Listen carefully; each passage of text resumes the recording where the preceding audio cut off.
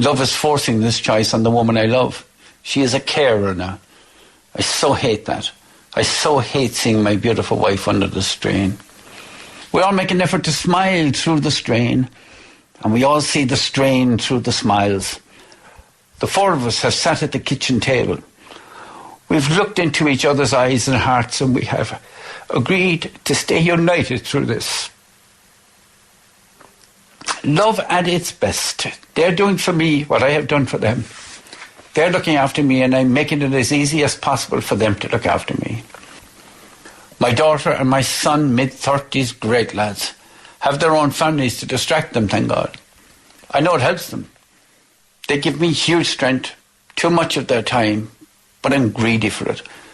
I have an extended family now, grandsons, one side with a nana and a granddad, one with a granddad. Breaks my heart. I would not know them as men. Pangs of jealousy when I see the other two granddads playing, walking with the boys. I have great friends who visit me. We have talked this out. I think most of them call to drink my stock of gin. But I really hope the gin does not run out. I love the company. So I have a choice. I can allow all this to overwhelm me, or I can smile. I can only smile if I keep the mind busy. So I work in the bed 8 to 10 hours a day. I write, make calls, and stir the media political pot to keep this fight for human rights of the mad community on the boil. I love it. I love the progress we are making. I cannot imagine having something like creeping paralysis in the old days when a cripple was a cripple. Before computers, mobiles, Skype, all of that contact with other human beings from the bed. How and where did those in the past find the strength to live with this cruel way of dying? Mad Pride Ireland is working hard to get its autumn national radio campaign in place to stop force by scrapping mental health laws. What is going on in my spirit? I'm simply experiencing the beautiful side of madness.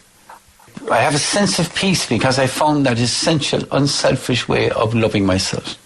The normality of madness, being quietly confident. Having spiritual disquiet, depression, is the most crippling method of destroying a human being. Pain in the body can be handled so much easier than pain in the spirit. I will take the last few years I have with creeping paralysis, but with my spirit growing, rather than 20 years with depression and my spirit dying. I have been in a place of self-isolation. That was truly awful. The late John McCarthy, that was recorded late last year, still as powerful as the first time I heard it. He was one of the few contributors to whom you felt absolutely compelled to listen to every word. Yesterday, the CSO released figures that showed that women are more likely to be treated in psychiatric hospitals for depression than men. So why is depression so often missed? And is there anything that you and me and everybody listening to the radio right now can do about it? I'm joined in studio by psychiatrist Dr. Brian Sweeney. Brian Sweeney, you're welcome to NewsTalk. Thanks, John. First of all, the thing about depression is that nobody goes around with a badge saying, I'm depressed. And it can be very difficult for friends, family, people who are very close, or indeed work colleagues to spot signs. Is there anything that we need all to be a little bit more aware of? Well, also, indeed, the person themselves may actually not know it as well. I suppose there's some classic things. I mean, first of all, I'd like to point out the idea of adjustment. I mean, things happen in our lives. Untoward events very often can trigger a low mood for a short period. And we can have, I suppose, ordinary unhappiness. And it's trying to make a distinction between normal adjustment reactions and ordinary unhappiness. Adjustment reactions will normally come back to baseline within 3 to 6 weeks and maybe not longer than 3 months generally. However, when somebody gets a prolonged mood shift where their spirits are low and down, it can be difficult sometimes for themselves to spot it. I mean, classic signs are, of course, sleep disturbance. In particular, people waking early in the morning, they can get to sleep all right, but then they wake up and toss and turn, and they're often their minds are racing. The other, of course, is weight. I mean, people's weight can go up or down, but particularly if people have weight loss, that's a sign. A classic sign, and I think something that friends and family can be aware of, is interest. People's interest in their, whether you read or whether you watch television or you follow a club or whatever it might be, all of those things very often people's concentration diminishes, and they actually can't attend to, or don't have the zest for life that would stimulate interest, so their interest diminishes. They can also have unusual reactive emotions. In other words, people get more angry, guilty. What would be perceived as an irrational response to something. Exactly. Very often that can be a classic sign. Now, again, you'd know somebody well, and if it's out of the ordinary and it's protracted and prolonged, and particularly isolation, where people then, they get angry with family members and maybe get themselves isolated. And of course, people can have strange thoughts too. They're guilty, or they're feeling people are against them a bit. And then often behaviour can also be a sign. Like, for instance, people drinking too much, or they could just withdraw more, or so on. So they're all sort of the classic signs that we would look for people who are suffering from a depressive illness. What we're not taught in school, and we don't seem to pick it up even through life experience, is how to deal with the symptoms when they're presented, because the person who is suffering from the depression is the one who needs the help. Yes. And I wouldn't know. People around, people who are listening to the radio oftentimes wouldn't know how to go about accessing that help. What do you do if you are spotting those symptoms? Well, I mean, first of all, I'd say another thing. Because you mentioned men, I really have to mention it in particular, because, men are most unlikely to access their emotions or to actually share their emotions with others. Women are more likely to seek help, but men don't, and that's in fact why they have a higher risk of suicide or road traffic accidents, often where erratic behaviour on the road can even be part of it. But can I just say that, I think we need to develop a concept. The Australians have gone a long way in this, in developing a concept of what we would call mental fitness or wellness. And we haven't got this concept at all. We don't think. We think about physical fitness. But men feel immediately that they mention that they're anyway vulnerable in this way. They seem to feel that they're stigmatizing themselves. And in a sense, that's the first thing we need to address. I suppose the second is that you don't have to go ratcheting up to the top of the scale. You don't have to see a psychiatrist or something like that. People can access counselling locally. Going to the GP can be hugely helpful for people.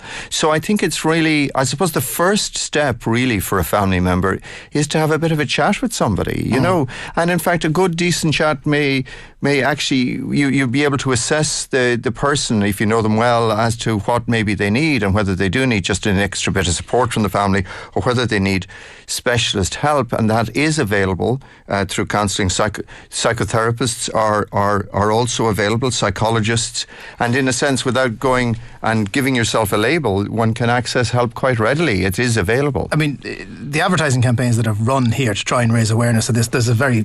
and I think it was the HSE did it. There was a guy, he was out with his mates, he was having a few drinks, then he went home and he quite literally peeled off his happy face to reveal his depressed face. Yes. And that really that sums it up in a nutshell for men. Men will put forward this front that everything is fine, don't worry about me, it's all good, you don't need to worry about it. Whereas inside there is this inner turmoil. Is it a uniquely Irish thing, or is that just part of the male psyche? It's part of the male psyche. In fact, I would say we're hardwired for that. I mean, we're hardwired to get out there and do battle and repress our subjective responses.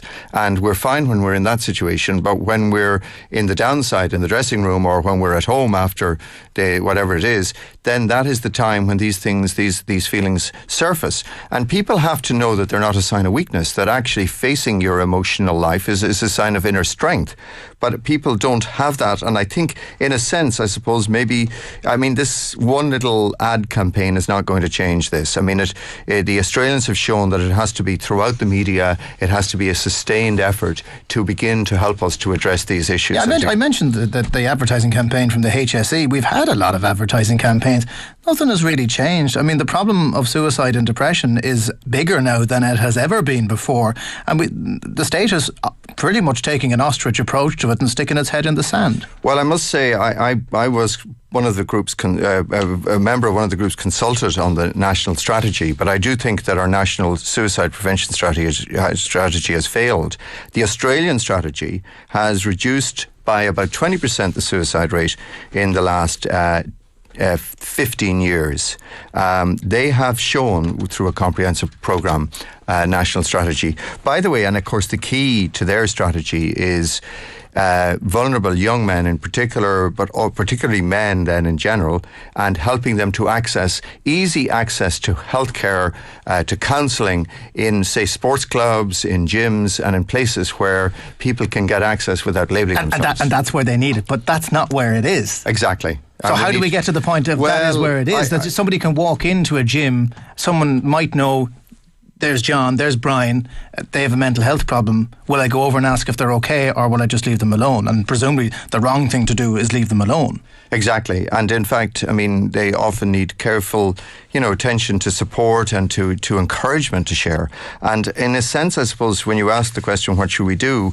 I would feel that we need to review our national strategy, see if it is working. My own sense is that it isn't, and that we might need to revisit and maybe look at the Australian model, which is one example. There's a Finnish model as well that's been successful in this area, and it's basically about accessibility. That doesn't, by the way, mean extra resources. It just means the reallocation of resources to the right places and to the right venues. Because the cost is going to be an issue here. Maybe the reason we're not dealing with this is because we're afraid it's going to cost some money. And if we were to start using gyms or sports clubs or workplaces as a way to tackle the issue of depression head on, maybe the government is saying, well, that's money we simply don't have. Let's just carry on with the terrible system we have as it is. Well, it wouldn't cost money. And in fact, the Australians use web-based systems, for example. These are not very expensive. You can design them. There's a lot of resources available on the web and in key places where young people are and where men have availability. So I think we could revamp and redesignate, and Croke Park allows the flexibility to do that. Okay, well, we're talking about Croke Park flexibility in a very different way earlier on, but none of us work for Leeds United, but the Andy O'Brien situation that's played out in the newspapers shows a workplace environment. Effectively, that's what it is. And what you had was Andy O'Brien, who we now know was suffering from depression. His manager said he'd no future for Ellen Drone because he refused to line out. For a guy who was depressed, that would have been a particularly low ebb. It's the same as any employer turning around and saying, you're terrible, you're not doing your job right, you've no future here. If they're depressed and that's the reason why they're not performing in work, how does an employer tackle that? Because, you're definitely, whatever about telling your nearest and dearest that you're suffering from depression, probably the last people you're going to tell are your bosses. Well, exactly. And I mean, there are human resource departments and employee assistance programs available in some of the larger organisations, and they do deal with this. It's always difficult. Obviously, managers in various sectors don't want to be making excuses for people. But on the other hand, we need to identify when people are genuinely unwell. And I must say, I do commend Leeds on the way that they've taken on this issue, and they've gone on the lead and they've looked for support for Andy. And I think that is part of breaking down this stigma. And actually, even Andy's acknowledgement that it was a depressive illness rather than something else also helps us break down those barriers that are so essential for us to actually begin to understand that these are normal things that people go through, that they can be time limited, and that people can get well and get on with their lives. Depression is something that, as we discussed, people tend to hide. The stigma that's attached to it, why do we have this stigma still? You think of the work of the group Aware. They've been working tirelessly now for as long as I can remember anyway to try and raise awareness, to try and get people to openly discuss the issue. Still, it's not being done. Still, suicide rates are rising. Still, I have to go and sit in inquests while waiting for other inquests and hear of the heartbreak of families who have dealt with suicide, who've tried to do everything, or who tried to get to a point at which they thought they were dealing with it and simply couldn't. Why is the stigma still attached to this, that we cannot collectively as a nation turn around and say this is as big an issue as all the other illnesses that are out there, like the cancer, like all those illnesses that we seem to accept and will support people? Why is that? I think it's where mental health services started from. In fact, if you think about mental health, it's talking about health, but everybody knows that it actually is talking about illness. And in fact, we don't have a concept in our society about mental wellness and the maintenance of mental wellness, and the fact that it's actually an active process, just like going to the gym or going for a walk or whatever. And so we need to change our understanding, and that understanding is that most of us, most of the time, are basically mentally healthy and well, and they were doing fine, thank you very much. And that it's okay, however, and that it's natural and it's normal for people to go through crises in their lives when their emotions are in topsy-turvy and where they're highly stressed and maybe the whole way that they're doing their lives or living their lives is in question for them and for others. And if because of the way the system is structured, a lot of them, I'd imagine, are afraid that if they do go and get help, they'll be locked up. Well, exactly. Whereas, in fact, actually, those things are extremely normal for people to experience, and that there are ways of dealing with them, and that the most useful way of dealing with them is to share them with others, to reflect on them, to have, if you like, it's like a mirroring process. It's a bit like if I want to make sure that I'm shaved properly in the morning, I need to check in the mirror. So it's simply that matter of mirroring with another and beginning to come to terms with whatever we need to come to terms with. And we've got to, at some stage or other, normalise these events that happen in people's lives, this emotional aspect of our lives and the fitness, and that we need to develop our emotional wellness and to work on it, and that it's a good thing to do. We really have to change the way we think about these things. We're speaking with psychiatrist Brian Sweeney here on NewsTalk Lunchtime. Brian, you've obviously worked in this area for the entire of your career. You've seen how we've failed to deal with this. We know new government came in, they said they were going to tackle mental health. Kathleen Lynch, the minister with responsibility for a lot of this area, has made a lot of the right noises in recent times, but do you have the impression now that we're about to turn the corner here? Are we just simply limping along? Well, I don't think that the joined up thinking is there enough. I don't think that that mental health services are joined enough with ordinary life in our society to really begin to use the resources of mental health in a way that we could. And I think also that they do have a difficult job in dealing with those who are very, very unwell. But I think we need to think much more about how we make basic mental health services available to people in a very easily accessible way right out in the front. And I don't think that our current strategies are addressing that to a sufficient degree. And I would point out in particular the suicide prevention strategy, because within that you also can take in all other types of emotional problems that people are dealing with in a short-term basis and deal with them in a timely manner, upfront, easily, and before the problem becomes, so it's early detection, if you like, early intervention, but that should be across the board in all areas of mental health, and we should have that very accessible. All right, Brian Sweeney, psychiatrist, thank you very much for talking to us on NewsTalk Lunchtime. The first port of call for many people who are suffering from depression is always the Samaritans. They're contactable 24/7. Their low call number 1850 60 90 90, 1850 60 90 90. Brian Sweeney, thank you very much for coming in and talking to us.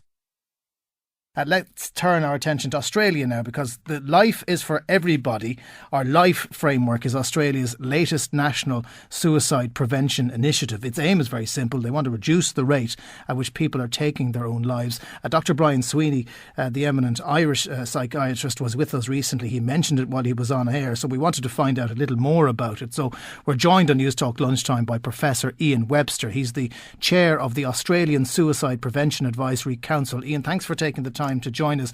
Can you first of all tell us what has been the Australian experience in recent years of dealing with suicide? Have you had a better success in bringing the number of people taking their own lives down? Well, the suicide rates in Australia peaked in about 1997, which is about 15 years ago. And at that time we were especially concerned, as was happening in other Western countries, with the very high rates of suicide in young people, young males in particular. And since then, there's been a gradual decline, although it's plateaued fairly recently. The most significant thing about that was that amongst young people in the age group 15 to 24 years of age, the suicide rate, which was of a particular order back in 1997, has almost halved by now. So at least in terms of those numbers, things have improved, but of course a lot more has to be done. I mean, even halving the number is a significant milestone to have reached. How did you go about achieving that? Because here in Ireland we're desperately struggling with our suicide rates. I mean, it's over 900 this year if the current trend continues, which is an awful lot for a small country. What was the turning point in Australia? Well, it became a political issue back then in 1997, and in fact quite recently it's become a quite top political issue in this country, as has the problem of mental health. In fact, about 2 years ago, there was a formal Senate inquiry into suicide, which has generated or caused the government and other groups in Australia to respond even more aggressively to the problem. But, when we started looking at the problem back almost 15 years ago, there was great uncertainty as to what to do. There wasn't much evidence about what would work. But Australia is a big country. We've got a large rural continent, although most people live in cities. And the initial approach to this was to be fairly broadly based on communities and a type of public health approach. So there wasn't this idea that, like we have so often in this country, that we have a national campaign that is supposed to catch everybody. You broke it down on a more individual community basis. Well, we did have a national campaign. In fact, we had a national suicide prevention strategy. In fact, we were one of the earliest countries to pick that idea up when the UN said that it was an important idea. But it was broken up into two parts in a way, or two big groups. One was the focus on communities, reaching out to communities, educating communities, establishing suicide prevention networks at a local level. But we also retained national programs. And one of the most important ones in that area was engaging, as you and I are right now, with the media, so that guidelines for discussion of mental health problems and suicide were discussed widely with the media and the people involved in different levels of the press and television and the like. And we funded programs where journalists could get extra experience and training in how to write up and report on these things. And we even extended that to helping police interview and discuss this issue publicly, and even the courts in Australia. And one of the things that's happened here, it's probably happened in Ireland too, I imagine, that there's a much higher level of sophistication in discussing mental health problems now than 10 years ago. There has been an improvement here, Ian, I'll agree with you on that, but there is still an issue in Ireland, and this is what I want to get to the core of as to your experience. There is still an issue that suicide is a taboo. It's not spoken about. People who have mental health problems in Ireland tend to keep it to themselves, and they don't openly discuss it, even amongst those that are closest to them. And the economic recession has made that worse. How have the Australians tackled that issue of taboo? Well, we've had lots of stigma. That media discussion I was speaking to you about before, it focused on trying to destigmatise mental illness and suicide. One organisation that's funded in Australia is a non-government organisation called Sane Australia. It's an organisation which reaches out and supports people with mental illness. But it runs a program which we call Stigma Watch.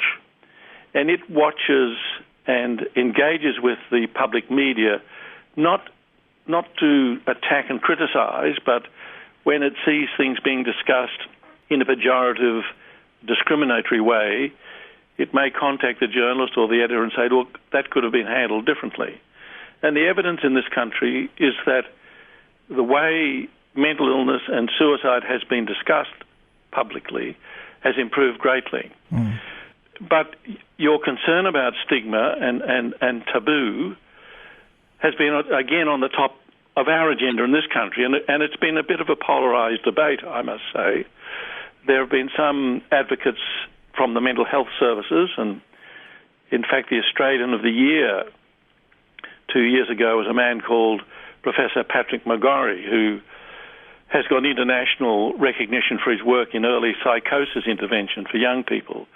But he was advocating for a much wider discussion about suicide, even to the point of, as we report traffic accidents, we ought to be reporting suicide.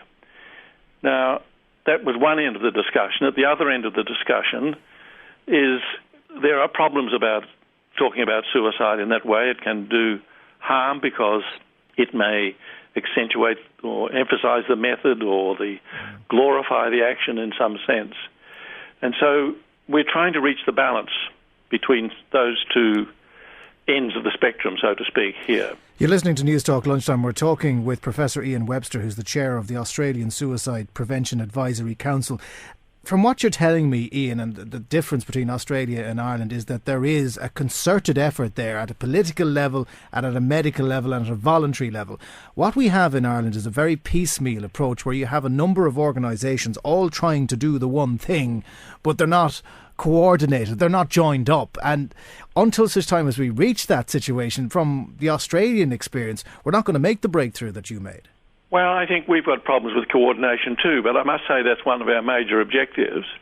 And a suicide program, prevention program in its own right, can only really be a lever to getting the mental health services or the welfare services or the public health services or the police services or the courts or the criminal justice system to attend to this issue appropriately, because all of those other agencies are involved in dealing with people who are at risk of suicide.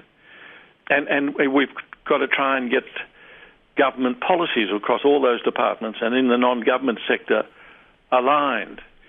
So we've got a way to go too. And in fact, quite recently, the government, in response to that Senate inquiry, which I mentioned to you earlier, made a major funding program called Taking Action to Tackle Suicide, and they invested a lot of money in it. But you're right, Australia has given a higher priority to it than many countries. For example, our Prime Minister opened the international conference that was held here a couple of years ago on suicide prevention.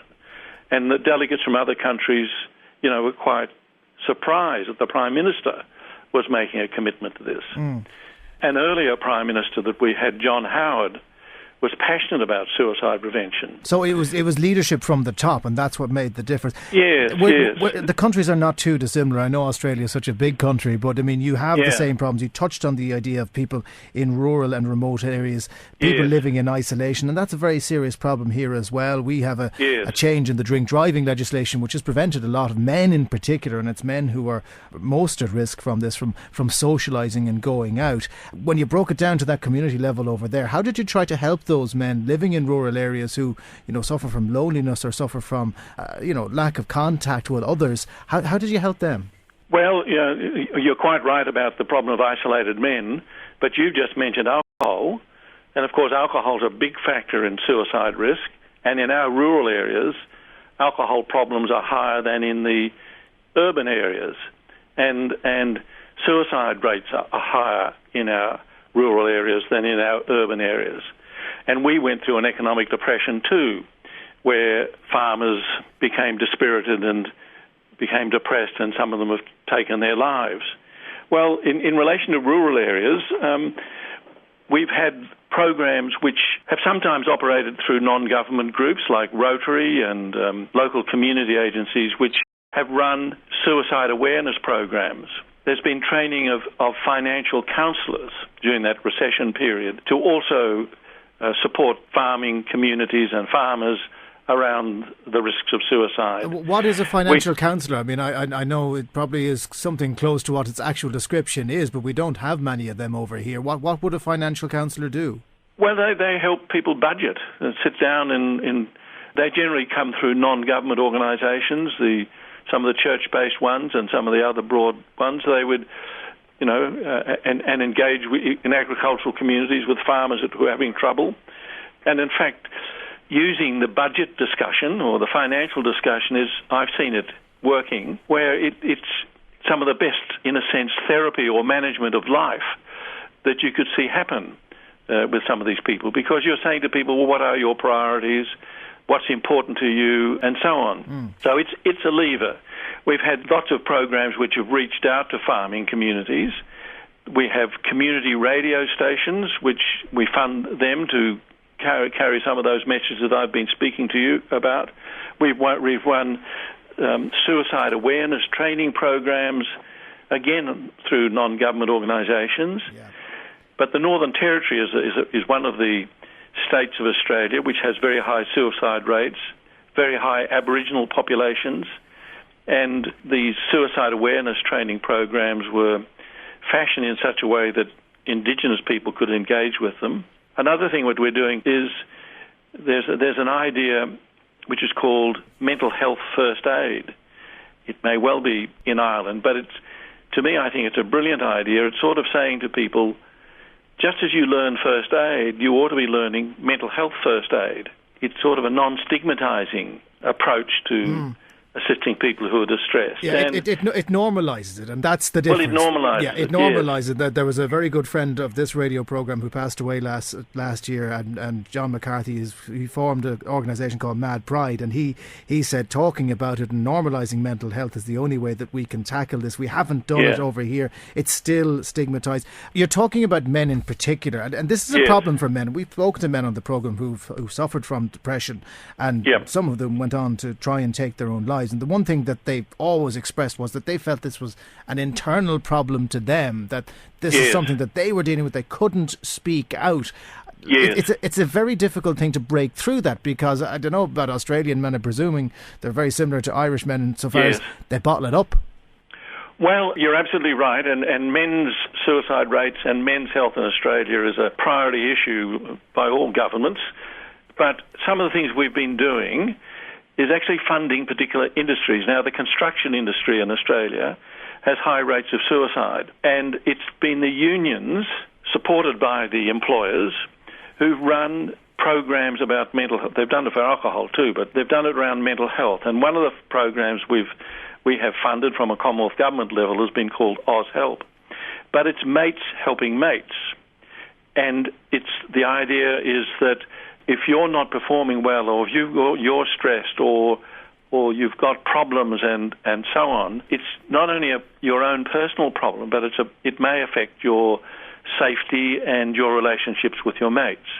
And these are normal union leaders or people in the workforce, and they get accredited in some way, and they're working with their colleagues. Tell me about the men's sheds as well, because that's a unique and we initiative. Also have men's sheds, and that's a movement which is outside the suicide prevention area, but the suicide prevention area has funded it. But in many communities, there are men in their middle age and beyond who've not working or not working as much, or they're retired and they've lost their sense of work identity, and the men's sheds are places where men can go and do manual skill things, teach other young men who may be in those environments and out of work.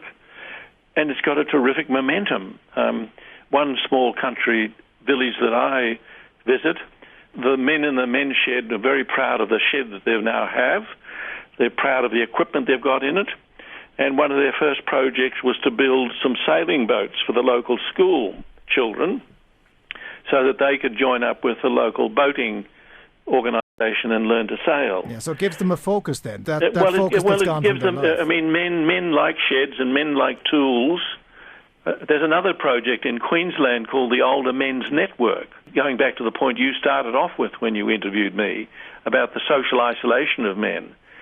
I mean, older men are at high risk of suicide because their chronic illnesses may not be recognised and dealt with. Often they're socially isolated, and of course they may have depression, which is unrecognised. So the older men's networks are meant to do a bit in fact, some of them are centred around men's sheds to create these networks of relationships. And the other thing that's done, that we have men's helplines specifically for men to phone up on about their issues. If you're speaking about men in rural communities, fundamentally that has to be a community-based approach and has to be supported at that level. Some of the grand plans at the high level of government just don't reach in an authentic or organic way with the communities. Okay. Ian Webster, thank you so much for talking to us on NewsTalk Lunchtime. Thanks very much. Good luck. Yeah, best luck to you as well. Ian Webster, the chairman of the Australian Suicide Prevention Advisory Council. I mean, to me, men's shed sounds like a very good idea. It wouldn't cost a lot. We have a lot of local infrastructure around the country through the GAA. The kind of idea could be embraced all around Ireland, almost in every parish. It just takes someone to set it up and to get it moving so that that can be of use, and we can try and tackle the issue of mental health before it even comes close to being suicide. Well, it's mainly getting out of the house and mixing with other men who are, say, on the same boat. Like you're mixing with sort of professional people who, say, the likes of carpenters or office workers or people that have worked with their hands all their life. And I'm a sort of a hands-on sort of a guy. I'm the maintenance man for the TaLk Centre. So I'm sort of mixing, and you're sort of talking to people and you're asking them how their life works out, and it gets you out from underneath your wife's hands and that. So you're better off, because it's two people. And when a man is stuck at home, he's no use at home if he's all the sort of homework done, and any DIY work that's done at home is finished. He's better off getting out and mixing with people, even if it's only for a few hours every week. And they discuss things and discuss the economy and the politicians and the government and anyone in sight, and slag everybody, so. Maura Redmond is the liaison officer in TaLk Centre for the Unemployed. She started the TaLk Men's Shed in the Scouts Den over a year ago with just €800 from a council grant, and it's taken some hard work to get them into their own shed where they are today. So then the men were saying as time was going on, well, really the place, we need somewhere kind of to call our own, that'll be, their own thing really, as such like that, although they were very grateful to get the Scouts Den, and still are. So I contacted parties on the main road here in Ballbrook. Actually, I spoke to John Kern there, and I approached him on behalf of the men's shed and said to him what we were doing. And I said to him, well, John, do you have any units down there that we could use? Because it's a bit different here in TaLk in relation to the countryside, where there would be sheds available and people could access them more easy with farmers and things like that in the local communities. So trying to get the right place, of course, was so important. So John, and he said, well, actually, Maura, he said, I do have one. It's a shed. And of course, when I heard that, I thought, oh God, we're really on to a winner here. But I had stressed to him in the early days when I phoned him, I said, well, we've no money. So he started to laugh. I said, do you have anywhere kind of we could use, but we've no money, So he was laughing. He thought this was really fun. But anyway, they were very good. They facilitated us in parties. So they're now up and running in their own premises, and Declan is a new member to Men's Shed. So new, I met him on his first day, and he told me what brought him to Men's Shed in TaLk. Well, basically, I'm a carpenter myself, and I've been unemployed for quite a while. And I was looking for things to do. I've done various courses in the past, but I wanted to do something that I could work, say, with my hands, and meet people, meet different people, and get out of the house, which I think is very important, getting out of your house and doing something with your day. But I've actually found the men's sheds here on the internet and the website. I was just scouring for something to do, and I came across this, and I said I'd pop down and have a look. And today I'm only here this afternoon. I'm a new fish, as they say. And get you out of the house and be out, as the lads were talking about, to restore things, and you're working with your hands, your mind, and it's very good for your mental health. I think above all is the fact of having getting up and having somewhere to go during the day is very important, without that the mind wanders too much, so I'm going to give it a shot, and what I've heard about it so far, I'm pretty impressed, But it's not just about keeping themselves occupied. It's about long-term projects and getting outside of the humdrum of everyday life. Brian says a trip to the Men's Shed in Dundalk gave them inspiration for what they can do with their time together. They do carpentry, they do photography, and they do the outings, and they do art. Mm-hmm. That's basically where it was, just interacting with other men's sheds around Ireland and trying to learn off them, and they learn off us. So we have a lad here, he's going to do photography here as well with us. Pat used the men's sheds to work on a particular project that's now on tour around the country. My first project was a piece of bog oak. I worked on it while I was in the Scouts Den. I polished it up with linseed oil, and needless to say I had a few chisels as well to make some shape out of it. I have it on tour at the moment. I have Rua Red involved, who said to take it and they'd put it up for exhibition. And I'll try and get something else going to work on in the centre, like restoration work on an old bicycle I have in mind. Men's Sheds is about having somewhere to go, get involved, share and learn skills. If you want to find one in your area, go to menssheds.ie. From playing cards and chatting about life over cups of tea to fitness classes and carpentry projects, it's open to men of all ages and situations. It's just rather than sitting around the house moping and groaning and getting lazy and trying to progress in learning things and meeting other people. That's basically where I come down for. They learn something, if I learn skills, that's grand. But I don't, well, at least I'm out of the house, meeting people. I am busy, which keeps me occupied, stops me from going insane. I think a clear head is a good thing. And but this man's shed is, I think I'm gonna fall in love with this place, yeah.